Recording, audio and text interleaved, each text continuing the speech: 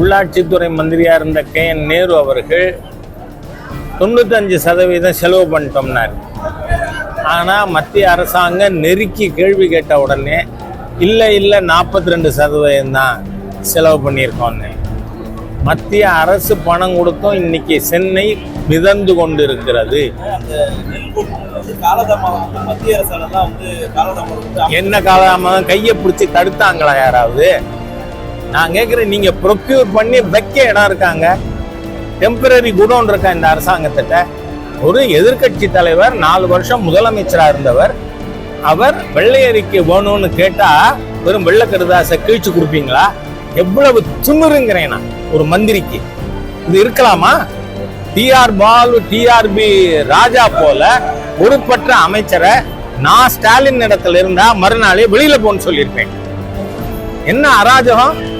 White பேப்பர்னா அதுவா அர்த்தம்? ஆகவே இந்த அரசாங்கம் எல்லா விதத்திலும் பொய் பித்தலாட்டம். தமிழகத்துல மாநிலம் முழுவதும் வடகிழக்கு பருவக்காற்று மிகப்பெரிய அளவில் மழை கொடுத்திருக்கிறது. ஆனால் எல்லா விதத்திலும் தோற்று போன இந்த திராவிடியன் மாடல் அரசு சென்னையில் 4000 கோடி ரூபாய் மத்திய அரசாங்கம் பேரிடர் மேலாண்மைக்காக கொடுத்தது. அப்போது உள்ளாட்சித்துறை மந்திரியாக இருந்த KN நேரு அவர்கள் 95% செலவு பண்ணிட்டோம்னார். ஆனால் மத்திய அரசாங்கம் நெருக்கி கேள்வி கேட்ட உடனே இல்லை 42% தான் செலவு பண்ணியிருக்கோன்னு. மத்திய அரசு பணம் கொடுத்தும் இன்னைக்கு சென்னை மிதந்து கொண்டு இருக்கிறது. அதே மாதிரியா தமிழகத்தில் எல்லா மாவட்டங்களிலும், குறிப்பாக டெல்டா மாவட்டங்களில் குருவ சாகுபடி அறுவடை பாதிக்கப்பட்டிருக்கு. ஏன், என்ன காரணம்? அக்ரிகல்ச்சர் மினிஸ்டர் பன்னீர்செல்வம் சொல்கிறாரு, முன்னை விட இப்போ 3 பங்கு ஏரியா விவசாயம் கூடியிருக்குன்னு. நெல் ஒரு நாளில் விளையுமா? குறைஞ்சது 110 நாள் ஆகும்.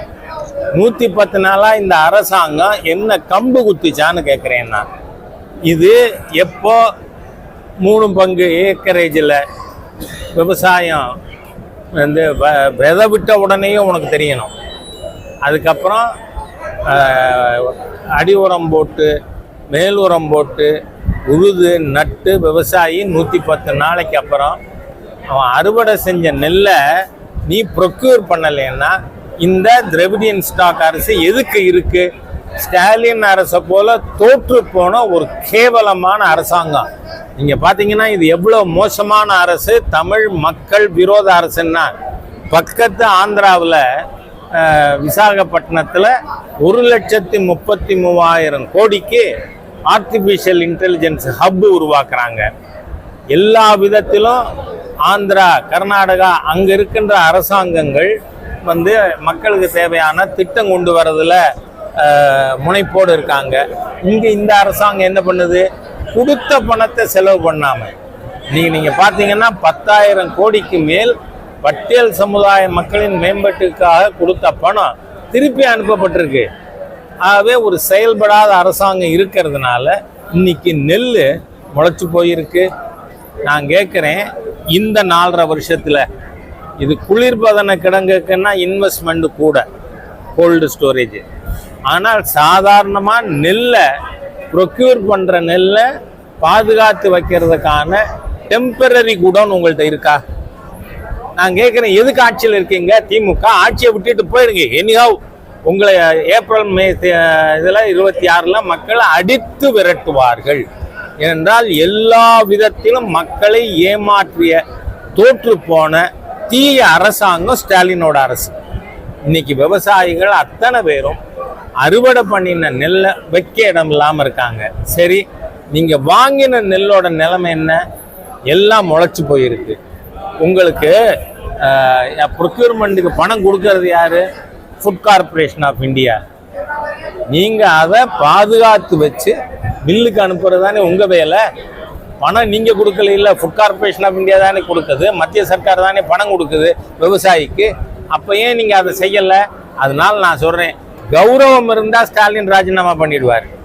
இல்லைனாலும் இந்த ஸ்டாலினோட செயல்படாத மக்கள் விரோத தமிழர் விரோத அரசை மக்கள் நீக்குவார்கள். உங்களுக்கு வேற எதுவும் கேட்கறதுனா என்ன காலதாமதம்? கையை பிடிச்சி தடுத்தாங்களா யாராவது?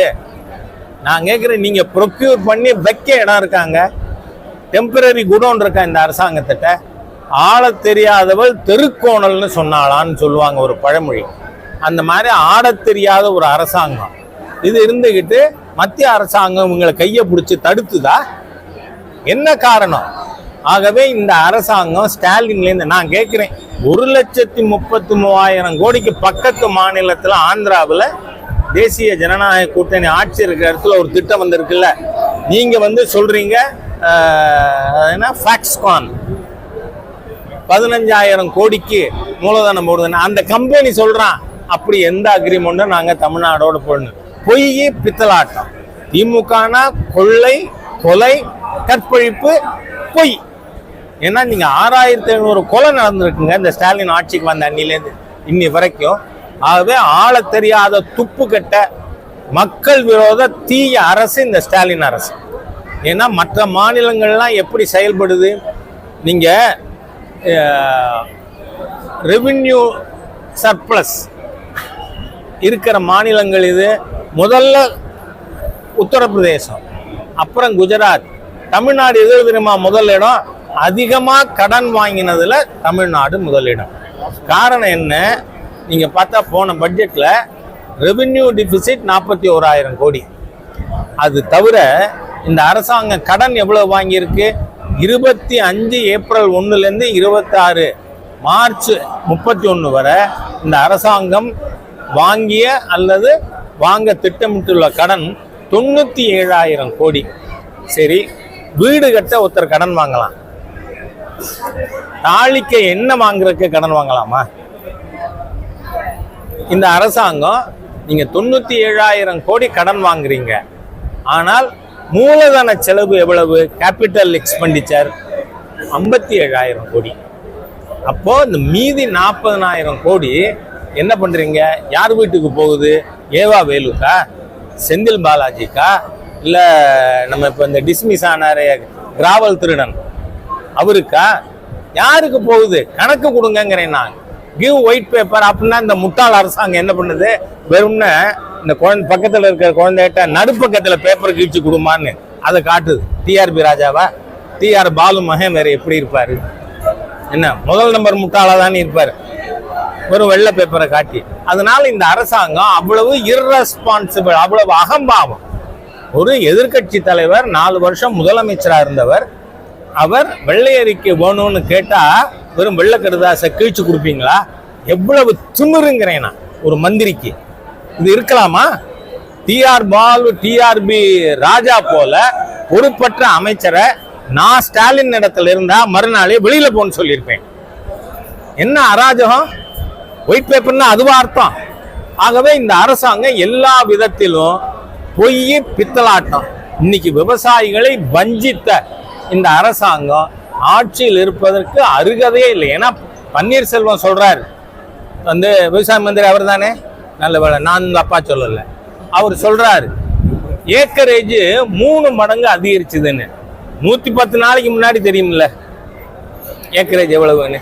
அப்ப அதுல எவ்வளவு நெல் வரும்? அதை சேமித்து வைக்கிறதுக்கு டெம்பரரி குடோன்ஸ் அரேஞ்ச்மெண்ட் இருக்கா? இல்லை. ஏன்னா விவசாயி கொண்டு வந்தா அந்த நெல்லை எங்க கொண்டே வைப்பான்?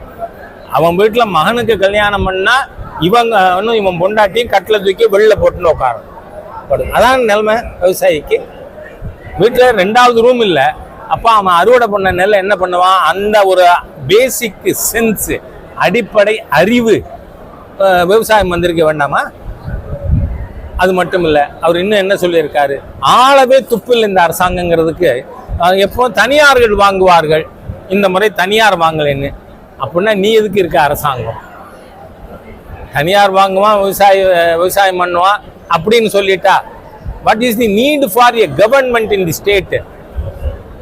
ஆகவே பொறுப்பற்ற ஸ்டாலின் அரசு, மக்கள் விரோத ஸ்டாலின் அரசு, விவசாயி விரோத ஸ்டாலின் அரசு ராஜினாமா பண்றது கௌரவம் இல்ல, மக்கள் இந்த அரசாங்கத்தை ஆட்சியில கழுத்தை பிடிச்சி வெளியில தருவாங்க.